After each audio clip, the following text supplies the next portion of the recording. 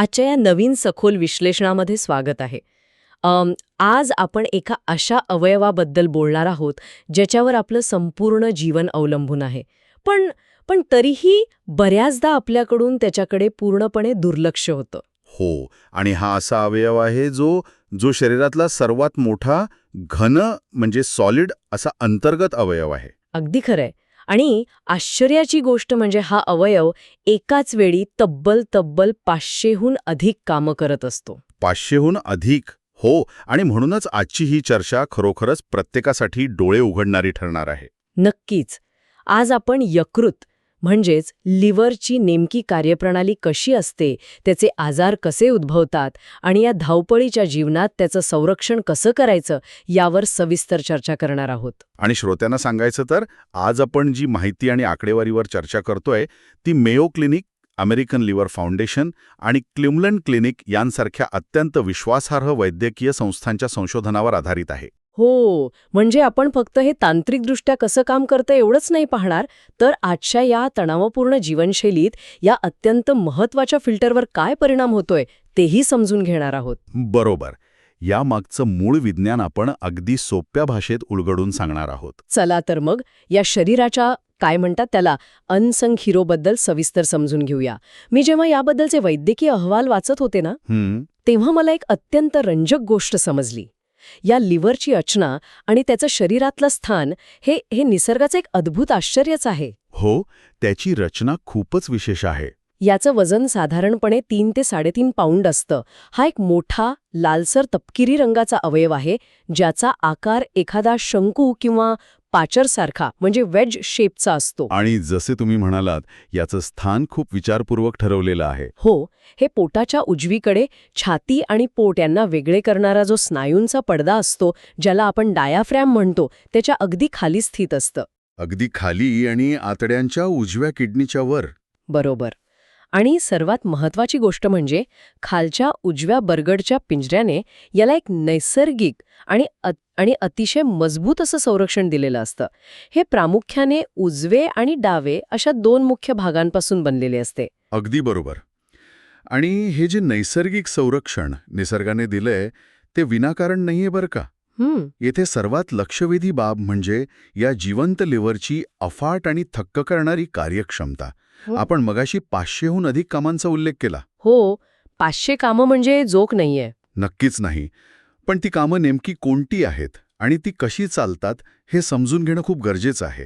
हे लिव्हर आपल्या शरीराचे मुख्य फिल्ट्रेशन आणि मेटाबॉलिझम म्हणजेच चयापचय केंद्र म्हणून काम करतं. म्हणजे एक प्रकारची गाळणी. हो, अगदी. त्याच्या प्रमुख कार्यांमध्ये रक्तातील विषारी पदार्थ ओळखून ते काढून टाकणे हे सर्वात महत्त्वाचं काम आहे. उदाहरणार्थ, आपण जे काही खातो, पितो किंवा औषधं घेतो त्यातील शरीराला हानिकारक असलेले घटक लिव्हर फिल्टर करतं. या व्यतिरिक्त आपण खाल्लेल्या अन्नातील चरबी पचवण्यासाठी हे पित्त म्हणजेच बाईल नावाचा एक रस तयार करतं.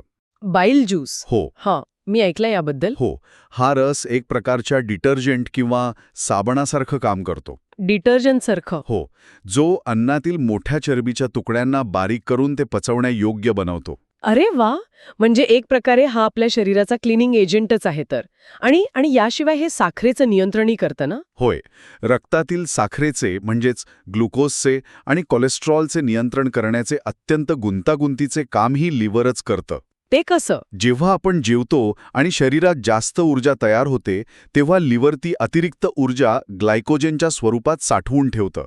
अच्छा. आणि जेव्हा आपण उपवास करतो किंवा 2 जेवणांमध्ये अंतर असतं तेव्हा शरीराला ऊर्जा लागल्यास लिव्हर ती साठवलेली ऊर्जा पुन्हा साखरेच्या रूपात रक्तात सोडतं.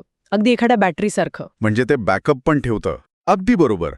या व्यतिरिक्त आपल्याला जखम झाल्यावर रक्त सतत वाहून जाऊ नये म्हणून रक्त गोठण्यासाठी आवश्यक असलेली प्रथिने तयार करण्याचं काम ही लिव्हरचं करतं.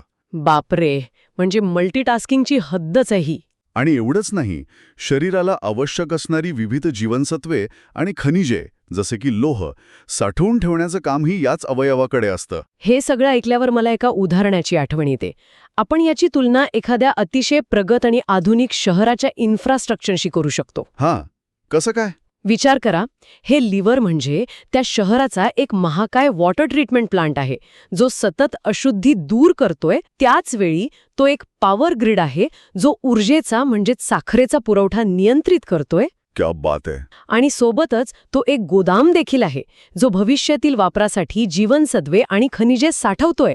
आणि हे सर्व एकाच वेळी 24 तास कोणतीही सुट्टी न घेता चालू असतं. म्हणजे आपल्या लिव्हरला वीकेंड नसतो तर? खरंच, हा अवयव म्हणजे आपल्या शरीरातील सर्वात मोठा वर्कहॉलिक कर्मचारी आहे. अगदी चपखल उदाहरण दिलंत. आणि या वर्कहॉलिक कर्मचाऱ्याबद्दल आणखी एक आहा मोमेंट देणारी गोष्ट सांगतो. सांगा ना. विचार करा, शरीरातील हा एकमेव अवयव आहे जो स्वतःला पुन्हा निर्माण करू शकतो, अगदी एखादा सुपर हिरो सारखा. पुन्हा निर्माण करू शकतो म्हणजे रिजनरेट. हो, जर एखाद्या निरोगी व्यक्तीच्या लिव्हरचा काही भाग काढून दान केला तर तो उर्वरित भाग काही आठवड्यातच वाढून पुन्हा आपल्या मूळ आकारात आणि पूर्ण कार्यक्षमतेत येऊ शकतो. बापरे, ही खरोखरच निसर्गाची एक जादू आहे. आहेच, पण आणि हा पण खूप मोठा आहे बरं का, जेव्हा या अत्यंत महत्त्वाच्या यंत्रणेवर सतत आणि अतिरिक्त ताण पडतो तेव्हा त्याचे परिणामही तितकेच गंभीर असू शकतात. तर या सगळ्याचा नेमका अर्थ काय होतो? जेव्हा या 24 तास चालणाऱ्या आणि स्वतःला बरं करू शकणाऱ्या सुपर हिरोवर अतिरिक्त ताण पडतो तेव्हा शरीरात काय बदल होतात? इथेच खरा प्रॉब्लेम सुरू होतो. आता आपण मुख्य मुद्द्याकडे येऊया. फॅटी लिव्हर ही आजकाल एक अत्यंत सामान्य पण शांत म्हणजेच सायलेंट स्थिती बनली आहे. हो, सायलेंट आजार. हां, यामध्ये लिव्हरच्या पेशींमध्ये अतिरिक्त चरबी जमा होऊ लागते. जेव्हा ही चरबी लिव्हरच्या एकूण वजनाच्या 5% जास्त होते तेव्हा ती धोक्याची घंटा असते. हो, 5% हा आकडा खूप महत्वाचा आहे. आणि या फॅटी लिव्हर रोगाचे 2 मुख्य प्रकार समजून घेणं आजच्या काळात अत्यंत आवश्यक आहे. ते कोणते? कारण यातील एक प्रकार आपल्या आधुनिक जीवनशैलीचा थेट परिणाम आहे. पहिला प्रकार आहे MASLD, ज्याला metabolic dysfunction associated steatotic liver disease असं म्हणतात. हे नाव थोडं कठीण आहे, पण पूर्वी याला काहीतरी दुसरं म्हणायचं ना? हो, पूर्वी याला non alcoholic fatty liver disease म्हटलं जायचं. हा प्रकार समजून घेणं खूप महत्त्वाचं आहे, कारण बऱ्याच लोकांचा असा गैरसमज असतो की लिव्हर खराब होणं म्हणजे फक्त दारू पिण्याशी संबंधित आहे. अगदी बरोबर, हा गैरसमज खूपच कॉमन आहे. पण या MASLDचा मद्यपानाशी कोणताही थेट संबंध नाही. मग हे नक्की कशामुळे होतं? जर कोणी व्यक्ती अजिबात मद्यपान करत नसेल तरीही तिच्या लिव्हरमध्ये चरबी कशी काय साचू शकते? हा खूप चांगला प्रश्न आहे. याचं मुख्य कारण आहे आपली आजची जीवनशैली. हा आजार प्रामुख्याने लठ्ठपणा, टाईप 2 मधुमेह आणि उच्च कोलेस्ट्रॉल यांच्याशी जोडलेला आहे. अच्छा, म्हणजे खाण्यापिण्याच्या सवयी. हो, जेव्हा आपण गरजेपेक्षा जास्त कॅलरीज घेतो, विशेषतः रिफाईंड कार्बोहायड्रेट्स आणि साखर, आणि त्याचवेळी आपली बैठी जीवनशैली असते, म्हणजे शारीरिक हालचाल खूप कमी असते. अगदी बरोबर, तेव्हा शरीर ती अतिरिक्त ऊर्जा चरबीमध्ये रूपांतरित करतं आणि ही चरबी जाऊन लिव्हरमध्ये साचू लागते. त्यामुळे लिव्हरमध्ये सूज येते. बापरे, म्हणजे साखरेचा आणि बसून राहण्याचा हा परिणाम आहे. आणि दुसरा प्रकार कोणता? आणि दुसरा जो प्रकार आहे तो आहे AFLD, ज्याला alcoholic associated fatty liver disease म्हणतात. नावावरूनच स्पष्ट होतं हे. हो, हा आजार जास्त प्रमाणात मद्यपान केल्याने होतो. अल्कोहोल तोडताना लिव्हरमध्ये काही विषारी पदार्थ तयार होतात जे लिव्हरच्या पेशींना इजा करतात आणि तिथे चरबी जमा होण्यास प्रोत्साहन देतात. पण मग इथे एक मोठा प्रश्न निर्माण होतो. जर हे फॅटी लिव्हर सायलेंट आहे आणि मला बाहेरून काहीच त्रास होत नाहीये तर मला हे समजणार कसं? हाच तर खरा धोका आहे. म्हणजे यासाठी आपल्याला नियमित रक्त तपासणीवरच अवलंबून राहावं लागेल, बरोबर? अगदी बरोबर ओळखलं. हीच तर मुख्य समस्या आणि या आजाराची खरी मेख आहे. सुरुवातीच्या टप्प्यात या आजाराची कोणतीही लक्षणे नसतात. काहीच नाही. यामुळेच याला सायलेंट किलर म्हटलं जातं. आतून अवयवाचं नुकसान होत असतं, लिव्हरमध्ये चरबी साचत असते, पण बाह्यतः व्यक्तीला काहीच जाणवत नाही. म्हणजे ती व्यक्ती रोजची कामं अगदी सामान्यपणे करत असते. हो, पण जेव्हा हा आजार थोडा बळावतो आणि लिव्हरमध्ये सूज वाढते तेव्हा काही लक्षणं दिसू लागतात. कोणती लक्षणे? सतत आणि खूप जास्त थकवा जाणवणे, विनाकारण वजन कमी होणे किंवा उजव्या ओटीपोटाच्या वरच्या भागात जिथे लिव्हर असतं तिथे एक प्रकारची जडपणाची भावना किंवा वेदना जाणवू शकते. मग अशा वेळी याचं निदान कसं केलं जातं? जसं तुम्ही मगाशी म्हणालात, यासाठी प्रामुख्याने वैद्यकीय चाचण्यांवरच अवलंबून राहावं लागतं. नियमित आरोग्य तपासणीत जेव्हा रक्तचाचण्या केल्या जातात तेव्हा लिव्हर फंक्शन टेस्टमध्ये काही विशिष्ट एन्झाईम्स जसे की ALT आणि AST वाढलेली दिसतात. अच्छा, म्हणजे ते एक इंडिकेटर आहे. हो, हा एक प्राथमिक संकेत असू शकतो की लिव्हरमध्ये काहीतरी गडबड आहे. याशिवाय इमेजिंग तंत्रज्ञान जसं की अल्ट्रासाऊंडद्वारे लिव्हरवरील चरबी स्पष्टपणे पाहिली जाऊ शकते. अल्ट्रासाऊंडमध्ये ते कसं दिसतं? अल्ट्रासाऊंडमध्ये फॅटी लिव्हर सामान्य लिव्हरपेक्षा जास्त उजळ किंवा पांढरं दिसतं आणि काही अत्यंत गंभीर प्रकरणांमध्ये लिव्हरचं नेमकं किती नुकसान झालं आहे हे पाहण्यासाठी लिव्हर बायोप्सी देखील केली जाते. बायोप्सी, ज्यामध्ये सुईच्या सहाय्याने लिव्हरचा एक छोटा तुकडा काढून तपासला जातो. बरोबर. अगदी बरोबर. हे खरोखरच विचार करायला लावणार आहे. फॅटी लिव्हरकडे जर दुर्लक्ष केलं तर त्याचं रूपांतर एका अत्यंत गंभीर स्थितीत म्हणजेच लिव्हर सिरोसिसमध्ये कसं होऊ शकतं हे या अहवालांमध्ये खूप गांभीर्याने मांडलं आहे. हो, सिरोसिस हा खूपच पुढचा टप्पा आहे. एक साधा वाटणारा, लक्षणं नसलेला आजार इतकं भयंकर रूप कसं काय घेऊ शकतो? जर आपण हे एका मोठ्या चित्राशी जोडलं तर सिरोसिसची भीषणता आणि त्यामागचं विज्ञान आपल्या लक्षात येईल. हां, सिरोसिस हा यकृताच्या आजाराचा अगदी शेवटचा टप्पा मानला जातो. या आजारात नेमकं काय होतं हे मी अगदी सोप्या भाषेत सांगतो. सांगा. जसं आपल्या हातावर एखादी खोल जखम झाली तर ती भरून येताना तिथे एक खपली धरते आणि नंतर एक कडक डाग किंवा व्रण तयार होतो, बरोबर? हो, ज्याला आपण स्कार म्हणतो. हां, अगदी तसंच यकृत स्वतःला बरं करण्याचा प्रयत्न करत असतं. जेव्हा फॅटी लिव्हर किंवा मद्यपानामुळे यकृताला सतत इजा होत असते तेव्हा यकृत त्या इजेतून सावरण्यासाठी स्वतःची दुरुस्ती करण्याचा प्रयत्न करतं. मगाशी आपण जे रिजेनरेशनबद्दल बोललो तसं. हो, पण या सततच्या प्रक्रियेत यकृताच्या निरोगी टिश्यूची जागा स्कार टिश्यू घेऊ लागते. वैद्यकीय भाषेत या प्रक्रियेला फायब्रोसिस असं म्हणतात. बापरे. आणि यातली सर्वात भयानक गोष्ट काय माहितीये? हे जे नुकसान होतं ते इररिव्हर्सिबल असतं. पूर्ववत न करता येण्यासारखं. म्हणजे एकदा का तिथल्या पेशी खराब झाल्या आणि तिथे स्कार तयार झाले की ते पुन्हा पूर्ववत करता येत नाहीत. आपला तो सुपरहिरो इथे हरतो, बरोबर? दुर्दैवाने होय.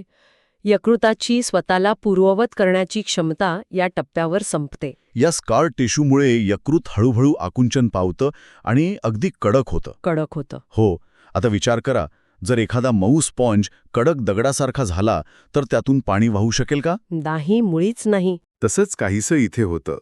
यकृत कडक झाल्यामुळं त्यातून होणाऱ्या रक्तप्रवाहात प्रचंड अडथळा निर्माण होतो. याला पोर्टल हायपरटेन्शन म्हणतात. यामुळे शरीरात इतर अनेक गंभीर गुंतागुंती निर्माण होतात. आणि या सिरोसिसची मुख्य कारणे कोणती आहेत? फॅटी लिव्हर आणि दारू हे तर आपण पाहिलंच. हो, फॅटी लिव्हर रोग आणि दीर्घकालीन मद्यपान ही 2 प्रमुख कारणे आहेतच, पण त्यासोबतच हिपॅटायटिस बी आणि हिपॅटायटिस सी यांसारखे विषाणूजन्य संसर्ग देखील या सिरोसिसला कारणीभूत ठरतात. म्हणजे इन्फेक्शनमुळे पण हे होऊ शकतं. हो, हे विषाणू वर्षानुवर्षे लिव्हरमध्ये राहून त्याला आतून पोखरत असतात. जर या टप्प्यावरही योग्य ती काळजी घेतली नाही आणि तातडीने उपचार केले नाहीत तर यकृत पूर्णपणे काम करणं थांबवतं. ज्याला आपण लिव्हर फेल्युअर म्हणतो. अगदी बरोबर. काही प्रकरणांमध्ये या सततच्या डॅमेजमुळे पेशींच्या रचनेत बदल होऊन याचं रूपांतर यकृताच्या कॅन्सरमध्येही होऊ शकतं. बापरे, हे खूपच भयंकर आहे. आणि जेव्हा यकृत पूर्णपणे निकामी होतं तेव्हा रुग्णाचा जीव वाचवण्यासाठी लिव्हर ट्रान्सप्लांट म्हणजेच दुसऱ्या व्यक्तीचं यकृत प्रत्यारोपण करण्याशिवाय दुसरा कोणताही वैद्यकीय पर्याय उरत नाही. आणि ती एक अत्यंत गुंतागुंतीची आणि खर्चिक प्रक्रिया आहे. नक्कीच. ही सगळी माहिती खूपच गंभीर आणि चिंता वाढवणारी आहे. आपण एका साध्या फॅटी लिव्हरपासून सुरुवात केली आणि ती थेट ट्रान्सप्लांटपर्यंत जाऊन पोहोचली. हो, प्रवास खूप वेगाने होऊ शकतो जर लक्ष दिलं नाही तर. पण या सर्व अंधकारात आशेचा काही किरण आहे का? आपण हे सर्व टाळण्यासाठी किंवा सुरुवातीच्या टप्प्यातच यावर नियंत्रण मिळवण्यासाठी काय करू शकतो? नक्कीच आशा आहे आणि हीच या संपूर्ण चर्चेतील सर्वात महत्त्वाची आणि सकारात्मक बाजू आहे. सुदैवाने या आजाराच्या सुरुवातीच्या टप्प्यावरील उपचार, विशेषतः फॅटी लिव्हरच्या टप्प्यावरील उपचार हे प्रामुख्याने जीवनशैली केंद्रित आहेत. म्हणजे आपल्या हातात आहेत तर. हो, म्हणजेच यासाठी लागणारी औषधं कोणत्याही फार्मसीमध्ये नाहीत तर आपल्या स्वयंपाकघरात आणि आपल्या रोजच्या सवयींमध्ये दडलेली आहेत. हे खूपच दिलासादायक आहे. आपण आपल्या दैनंदिन सवयींमध्ये थोडे बदल करून यावर नक्कीच मात करू शकतो.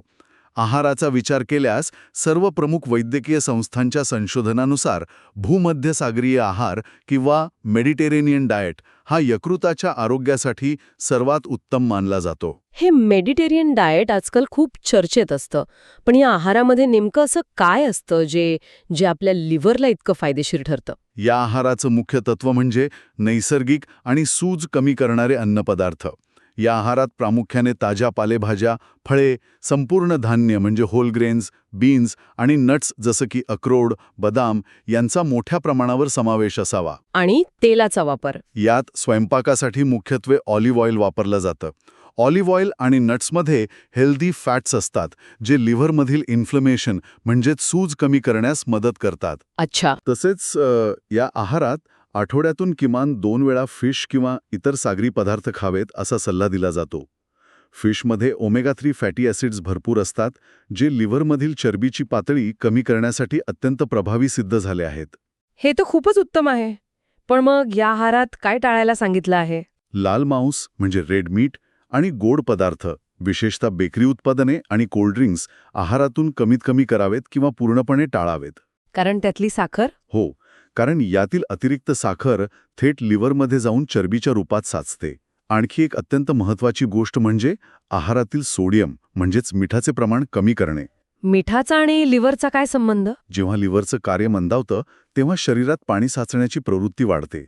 जास्त मीठ खाल्ल्याने ही समस्या अधिक गंभीर होऊ शकते आणि लिव्हरवरील ताण वाढतो. म्हणजे थोडक्यात सांगायचं तर नैसर्गिक संतुलित आहार आणि शक्य तितकं प्रोसेस्ड फूड टाळणं. आहाराव्यतिरिक्त इतर कोणत्या सवयी बदलणं गरजेचं आहे? 2 गोष्टींवर लक्ष केंद्रित करणं अत्यंत महत्त्वाचं आहे. पहिली म्हणजे अल्कोहोलचं सेवन पूर्णपणे थांबवणं. हां, ते तर मस्ट आहे. जर लिव्हरला आधीच सूज असेल तर दारूचा एक थेंबही आगीत तेल ओतण्यासारखं काम करतो. आणि दुसरी गोष्ट म्हणजे आपलं वजन नियंत्रित ठेवणं. वजन कमी केल्याचा फायदा होतो का? खूप फायदा होतो. नियमित व्यायाम करून, जसं की रोज चालणं, सायकल चालवणं किंवा पोहणं, शरीराचं वजन 5 ते 10% जरी कमी केलं तरी लिव्हरवरील चरबी आणि सूज लक्षणीयरित्या कमी होण्यास मोठी मदत होते. वाह, हे अगदी साध्य करण्यासारखं आहे. हो, आणि काही विशिष्ट प्रकारांमध्ये डॉक्टरांच्या सल्ल्याने हिपॅटायटिसचं व्यवस्थापन करण्यासाठी किंवा इतर गुंतागुंतीवर उपचार करण्यासाठी औषधोपचारही घ्यावे लागतात.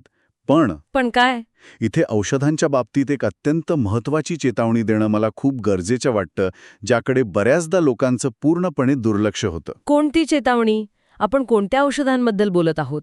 आपण अनेकदा साध्या अंगदुखी, पाठदुखी किंवा डोकेदुखीसाठी परस्पर मेडिकलमधून वेदनाशामक औषधे म्हणजेच पेन किलर्स आणून खातो, बरोबर? हो, हे तर खूप कॉमन आहे. लोक सर्रास घेतात. पण इबुप्रोफेन किंवा ॲस्पिरिन यांसारखी NSAID म्हणजेच नसाइड वर्गातील वेदनाशामक औषधे वारंवार घेणं यकृतासाठी अत्यंत घातक ठरू शकतं. असं का? ही औषधं थेट लिव्हरवर कसा परिणाम करतात? कारण आपण मगाशीच पाहिलं की कोणतंही औषध शरीरात गेल्यावर ते फिल्टर करण्याचं आणि तोडण्याचं काम लिव्हरच करतं. हां, म्हणजे तो लोड पण लिव्हरवरच येतो. हो, जर यकृताला आधीच काही सूज किंवा फॅटी लिव्हरचा त्रास असेल तर त्याची कार्यक्षमता कमी झालेली असते. अशा स्थितीत ही जड पेनकिलर्स लिव्हरमध्ये गेल्यावर ते त्यांना योग्य प्रकारे फिल्टर करू शकत नाही. बापरे! यामुळे ती रसायने तिथेच साचून राहतात आणि आधीच आजारी असलेल्या लिव्हरला आणखी वेगाने आणि तीव्रतेने नुकसान पोचवू शकतात. अगदी कमी वेळात ते लिव्हर फेल्युअरलाही कारणीभूत ठरू शकतं. हे तर खूपच भयानक आहे. म्हणूनच लिव्हरचा कोणताही त्रास असलेल्या व्यक्तीने डॉक्टरांच्या सल्ल्याशिवाय साधं पेनकिलर घेणंही कटाक्षाने टाळलं पाहिजे. हा खरोखरच खूप महत्वाचा मुद्दा आहे. आपण अनेकदा या छोट्या छोट्या गोळ्यांचे दुष्परिणाम पूर्णपणे विसरून जातो आणि तात्पुरत्या वेदना कमी करण्यासाठी एका मोठ्या संकटाला आमंत्रण देतो. अगदी खरंय. तर आजच्या या सखोल विश्लेषणाचा जर आपण थोडक्यात आढावा घेतला तर एक गोष्ट अगदी स्पष्टिकासारखी स्पष्ट होते. लिव्हर हे फक्त शरीराच्या एका कोपऱ्यात पडलेलं एखादं सामान्य अवयव नसून ती आपल्या शरीराची एक अत्यंत गुंतागुंतीची आणि 24 तास चालणारी महत्वाची केमिकल फॅक्टरी आहे. हो, ती फॅक्टरी कधीच थांबत नाही. आणि योग्य आहार, ज्यामध्ये मेडिटेरेनियन डाएटचा समावेश आहे, नियमित व्यायाम आणि संतुलित जीवनशैलीच्या सहाय्याने या फॅक्टरीचं संरक्षण करणं आणि तिला सुरळीत चालू ठेवणं हे सर्वस्वी आपल्याच हातात आहे. अगदी तंतोतंत खरं आहे. आणि या संपूर्ण चर्चेचा शेवट करताना मला एक अत्यंत महत्त्वाचा विचार मांडायचा आहे, जो प्रत्येकाने ऐकल्यानंतर आपल्या मनात रुजवला पाहिजे. सांगा ना. या सर्व माहितीवरून एक अत्यंत महत्त्वाचा आणि थोडासा अस्वस्थ करणारा प्रश्न निर्माण होतो. आज आपण पाहिलं की यकृताचे बहुतांश आजार हे शांत म्हणजे सायलेंट असतात. सुरुवातीला आपल्याला कोणतीही लक्षणे दिसत नाहीत किंवा कोणतेही बाह्य त्रास जाणवत नाही. पण त्याच वेळी याच सेकंदाला हे लिव्हर आपल्या शरीरासाठी 500 भिन्न आणि अत्यंत गुंतागुंतीची जीवनदायी कामे करत आहे. जरा असा विचार करा श्रोतेहो, की कोणतीही पूर्वसूचना न मिळता किंवा कोणतीही बाह्य लक्षणे न दिसता आपल्या शरीरातील या 500 पैकी किती अत्यंत महत्त्वाची आणि जीवनदायी प्रक्रिया सध्या आपल्या नकळतपणे मंदावत असतील. बापरे. आपण केवळ लक्षणे दिसत नाहीत किंवा दुखत नाहीये म्हणून सर्व काही आलबेल आहे असं मानून एका मोठ्या धोक्याकडे दुर्लक्ष तर करत नाही आहोत ना. यावर नक्कीच सखोल विचार करा आणि आपल्या या अमूल्य आरोग्याची योग्य ती काळजी घ्या. हा खरंच खूप अस्वस्थ करणारा पण तितकाच महत्वाचा विचार आहे. आपल्या शरीरात आतल्यात काय घडतंय हे जोपर्यंत आपण स्वतःहून तपासून पाहत नाही तोपर्यंत आपण ते समजू शकत नाही. अगदी बरोबर. या अनसंग हिरोला आता गृहीत धरणं थांबूया आणि वेळीच त्याची काळजी घ्यायला सुरुवात करूया. हीच आजच्या काळाची सर्वात मोठी गरज आहे. आजच्या या सखोल विश्लेषणात सहभागी झाल्याबद्दल धन्यवाद. पुन्हा भेटूया अशाच एका नवीन आणि रंजक चर्चेसह. काळजी घ्या.